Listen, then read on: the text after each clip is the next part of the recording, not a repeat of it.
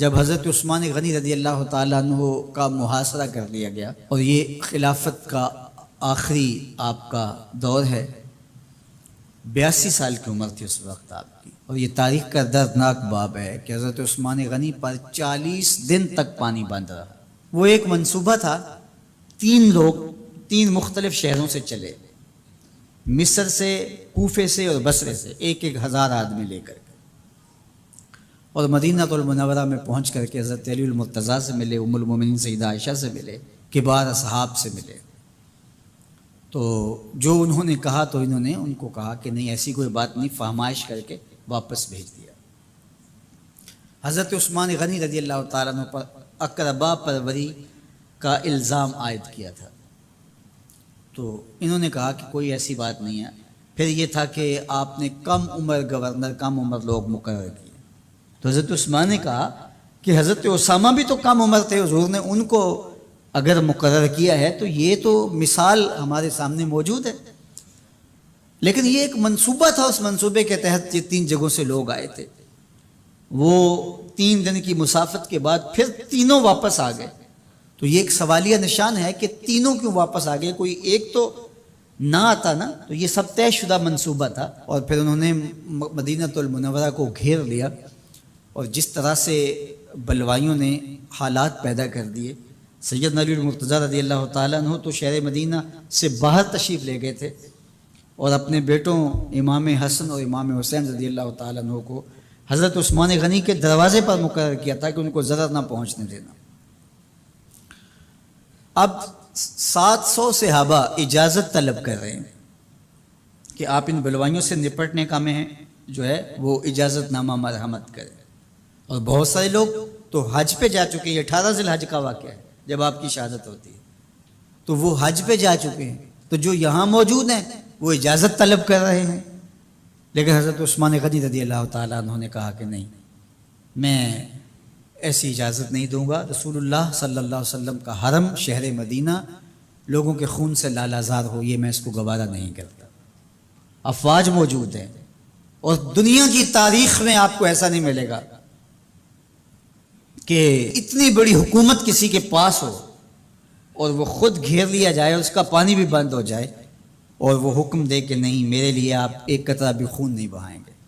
بلکہ آپ کے غلاموں نے جب تلواریں اٹھا لی تو آپ نے فرمایا کہ میرا حکم ہے کہ تم تلواریں نیچے رکھو، بلکہ میں تمہیں یہ آفر دیتا ہوں کہ جو غلام لڑے گا نہیں اور یہ میرے سے عہد کرتا ہے وہ آزاد ہے۔ حضرت ابو ہریرہ رضی اللہ تعالیٰ عنہ، حالانکہ یہ پڑھنے پڑھانے والے لوگ تھے، تعلیم و تعلم سے ان کا تعلق تھا، لیکن وہ بھی تلوار لے کے حضرت عثمان غنی کے دفاع میں آ گئے۔ لیکن حضرت ابو ہریرہ رضی اللہ تعالیٰ عنہ کو بھی حضرت عثمان غنی روک دیتے۔ مالک بن اشتر کہنے لگا کہ ہم آپ کی دستبرداری کے خواہاں ہیں، آپ خلافت سے دستبرداری اختیار کر لیجئے۔ تو حضور علیہ الصلوۃ والسلام کے اس جانثار صحابی نے، حضرت عثمان غنی نے فرمایا یہ نہیں ہو سکتا۔ دستبردار کیوں نہیں ہوئے؟ لگتا تھا یہ سب سے زیادہ آسان تھا، لیکن حضور نے ارشاد فرمایا تھا، اے عثمان، تمہیں اللہ ایک قمیض پہنائے گا، لوگ اس کو اتارنا چاہیں گے، تم کبھی نہ اتارنا۔ تو اس سے مراد خلافت کی قمیض ہے، اور ان کی شہادت کی خبر بھی اللہ کے محبوب علیہ السلام نے دی تھی، اور اگر آپ دستبردار ہو جاتے تو یہ ایک کھلونا بن جاتا، بازیچہ بن جاتی خلافت۔ چند آدمیوں کے پریشر سے خلافت سے دستبرداری کرنا پڑتی۔ اچھا، ایک یہ سوال بھی پیدا ہوتا ہے، چند باغی تھے، ان کو کس طرح کچل دیا جاتا؟ لیکن حضرت عثمان غنی یہ نہیں چاہتے تھے۔ ایک تو یہ کہ مدینے کی حرمت پامال نہ ہو، اور دوسرا پورے عالم اسلام کو آگ لگانے کا جو منصوبہ تھا، 3 مختلف شہروں سے 1,000 آدمی لایا گیا ایک منصوبے کے تحت، اور انہیں لاشیں چاہیے تھیں، اور جو ان کے پیچھے کام کر رہے تھے نادیدہ ہاتھ، ان کا منصوبہ یہ تھا کہ یہاں سے مختلف سمتوں میں، یہ تینوں شہر مختلف سمتوں میں تھے، تینوں سمتوں میں جب لاشیں جائیں گی تو پورے عالم اسلام کو ہم جو ہے وہ خانہ جنگی کی آگ میں دھکیل سکیں گے۔ تو حضرت عثمان غنی ان سازشوں سے آگاہ تھے، تو سب سے اہون اور آسان یہ تھا کہ قربانی پیش کر دی جائے، اور پھر انہوں نے سن بھی رکھا تھا کہ 2 شہید ہیں، شہید تو انہوں نے بہرحال ہونا ہے، تو لہٰذا میں خلافت سے دستبردار بھی نہیں ہوں گا، اور شہر مدینہ کی حرمت بھی پامال نہیں ہونے دوں گا۔ اور تیسری بات یہ ہے کہ کہ میں خود مظلوم شہید کر دیا جاؤں، تو آپ نے یہ گوارا کر لیا۔ تو 18 ذوالحج تھا، جمعہ کا ہی دن تھا، اور حضرت عثمان غنی رضی اللہ تعالیٰ عنہ روزے سے تھے، عصر کا وقت تھا، قرآن مجید کی تلاوت کر رہے تھے۔ حضرت امام حسن، امام حسین اور حضرت عبداللہ بن زبیر اور دیگر لوگ آپ کے دروازے پہ پہرا دے رہے تھے، لیکن باغی پچھلے گھر سے دیوار پھلانگ کے آپ کے گھر میں داخل ہوئے اور تلوار سے وار کیا۔ آپ کی زوجہ حضرت نائلہ آگے بڑھی اور ہاتھ سے روکنا چاہا، آپ کی انگلیاں کٹ گئیں۔ پھر دوسرا وار کیا تو حضرت عثمان غنی رضی اللہ تعالیٰ عنہ کا دایاں ہاتھ کٹ کے گر گیا۔ حضرت عثمان غنی رضی اللہ تعالیٰ عنہ نے افسوس کیا اور کہا کہ تم نے وہ ہاتھ کاٹ دیا جس سے میں وحی کی کتابت کیا کرتا تھا۔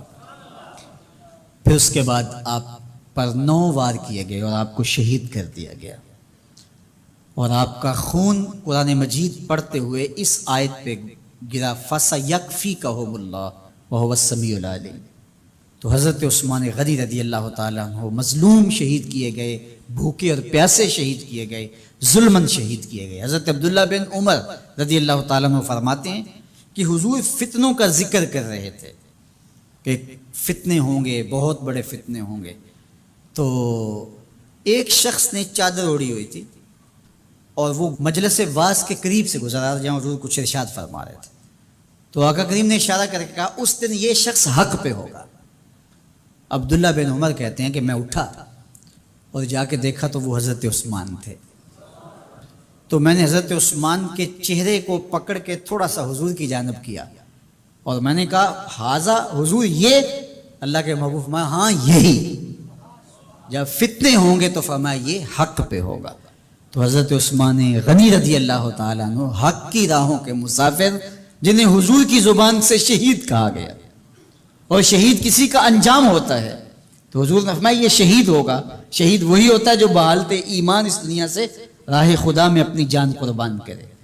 فرمایا فَإِنَّمَا عَلَيْكَ نَبِيٌّ وَصِدِّيقٌ وَشَهِيدَانٌ، اے پہاڑ رک جا، تو جانتا نہیں تیرے اوپر اللہ کا ایک نبی ہے، ایک صدیق ہے اور 2 شہید ہیں۔ تو حضرت عثمان غنی رضی اللہ تعالیٰ عنہ عظمتوں کے مینار، اللہ اکبر۔ تو یہ حضرت عثمان غنی رضی اللہ تعالیٰ عنہ کا یہ کارنامہ تھا کہ آپ نے اپنی جان پیش کر کے امت کو جو ہے وہ فتنوں سے محفوظ کر لیا اور امت کو بچا لیا۔ حضرت عثمان غنی رضی اللہ تعالیٰ عنہ پہ کروڑوں رحمتیں، کروڑوں سلام۔ ہم آپ کی عظمت کو سلام پیش کرتے ہیں، عقیدتوں کا خراج پیش کرتے ہیں۔ حضور کی خدمت میں ایک جنازہ لایا گیا اور حضور سے عرض کی گئی حضور اس شخص کا جنازہ پڑھا دیجئے، تو حضور نے انکار کر دیا، کہا میں جنازہ نہیں پڑھاؤں گا۔ تو صحابہ نے عرض کیا یا رسول اللہ، کبھی ماضی میں ایسا نہیں ہوا، جب بھی کوئی جنازہ لایا جاتا ہے تو آپ جنازہ پڑھا دیتے ہیں اور آپ نے آج انکار کر دیا ہے۔ تو فرمایا یہ شخص میرے عثمان سے بغض رکھتا تھا اور اس کو اللہ نے بھی اپنی رحمتوں سے محروم کر دیا ہے۔ حضور نے اس شخص کا جنازہ نہیں پڑھایا جو مبغض عثمان غنی رضی اللہ تعالی عنہ۔ تو اب آپ اندازہ کیجئے وہ کتنا بدبخت شخص ہے جو حضرت عثمان سے بغض اور دشمنی رکھتا ہے۔ حضرت عثمان غنی رضی اللہ تعالی عنہ سے اللہ کے محبوب علیہ السلام نے کتنی خوبصورت ارشاد فرمائی، میں اس سے حیا کیوں نہ کروں جس سے اللہ کے فرشتے بھی حیا کرتے ہیں۔ یعنی عثمان غنی وہ ہیں جس سے اللہ کے فرشتے بھی حیا کرتے ہیں، اور جو عثمان غنی کا حیا نہیں کرتا اس سے بڑا بے حیا کون ہو سکتا ہے۔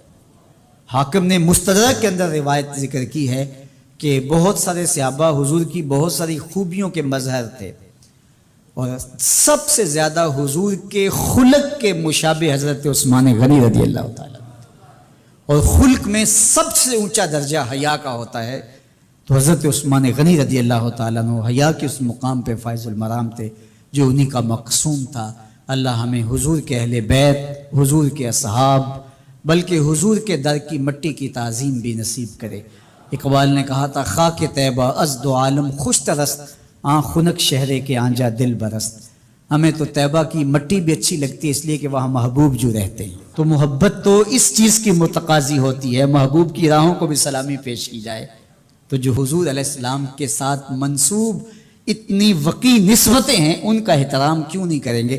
تو حضرت عثمان غنی تو داماد رسول ہیں، حضرت عثمان غنی تو ذوالنورین ہیں، حضرت عثمان غنی تو حضور علیہ الصلوۃ والسلام کے محبوب اور حضور علیہ الصلوۃ والسلام کے پیارے ہیں، ان کو جنت کی بشارت دی گئی ہے، عشرہ مبشرہ میں سے ہیں، 4 جلیل القدر خلفاء میں ان کا نام شامل ہے، اور پھر حضور کی 2 صاحبزادیاں ان کے نکاح میں، آقا کریم نے ان کو شہید خود قرار دیا، اور میرے اور آپ کے آقا و مولا نے کہا آج کے بعد کوئی عمل عثمان کو نقصان نہیں دے گا، اور کہا عثمان سے میں حیا کیوں نہ کروں، اس سے اللہ کے فرشتے بھی حیا